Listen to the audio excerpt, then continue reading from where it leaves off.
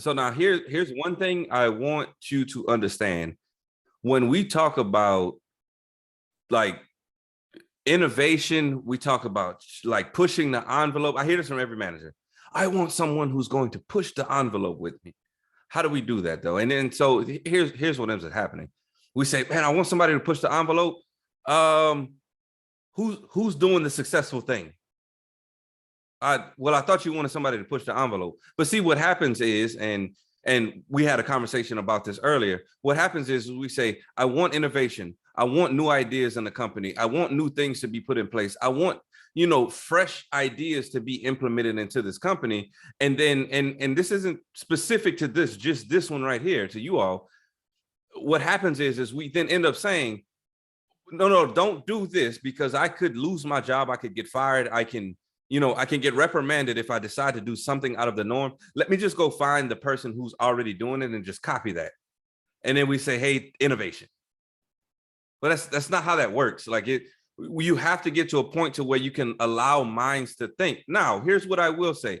I'm not saying every idea is great. I used to work with someone and he had some really good ideas. The thing is, it just wasn't fleshed out, right? And I would give this particular individual feedback and he would say, oh, you just never like my ideas. But in reality, what it is I'm giving you the feedback to say, hey, when you talked about this, when you said that you want to take this step, have you thought about X, Y, Z? Hey, did you understand? Or maybe you weren't understanding at this point that this has been done already. And this has already been proven that there wasn't really any benefit to doing it. Now you're onto something and maybe there's some tweaks that can be made to it. But at the same time, what you've presented to me here, let's talk about it that way. Maybe we can flesh it out further.